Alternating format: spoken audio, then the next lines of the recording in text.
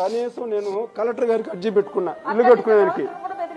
Collector గారు కూడా ఏమంటాడంటే నువ్వు వైసీపీలోకి ఎందుకు పోయినావు అని అడుగుతాడు. కలెక్టర్ ఏంది వైసీపీలోకి ఎందుకు ఉన్నావు, నువ్వు కమ్మ సామాజిక వర్గానికి చెందినోడివి పోయి వైసీపీకి ఎందుకు పోయినావు అంటాడు. ఎస్సీ గారు ఏమంటాడు, సురేందర్ నాయుడు నువ్వు ఈ పార్టీలో ఉంటే నీకు మీటర్ సర్వీస్ ఇప్పించేవాడిని కదా అంటే నేను పార్టీ మార్చి ఇప్పించకూడదా?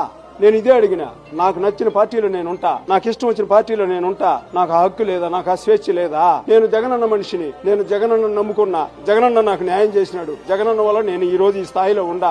చంద్రబాబు నాయుడు వల్ల ఏ రోజు నేను కనీసం నేను వ్యవసాయం చేసుకుంటానే బతికి కనీసం కూడా నా బిడ్డలు కూడా సాక్కోలేని పరిస్థితిలో ఉంటే నా బిడ్డలకు అండ దండ అంతా రాజశేఖర రెడ్డి పుణ్యాను నా బిడ్డలు చదువుకున్నారు. నేను ఆయన మనిషిగా ఆ రోజు నుంచి మారిపోయినా. చంద్రబాబు నాయుడు వల్ల ఏ రోజు లబ్ధి పొందింది లేదు, చంద్రబాబు నాయుడు వల్ల నేను ఏ రోజు బాగుపడింది లేదు. నేను అదే సామాజిక వర్గంలో ఉంటే కూడా నాకు నచ్చలేదు. రాజశేఖర రెడ్డి అంటే మనకు ఎంతో మంచి చేసినాడని ఆ రోజు మారినా, ఆ రోజుతో కంటిన్యూ అవుతాడు నేను. ఎందుకంటే జగనన్న ఇంకా ప్రేమగా చూస్తా ఉన్నాడు కాబట్టి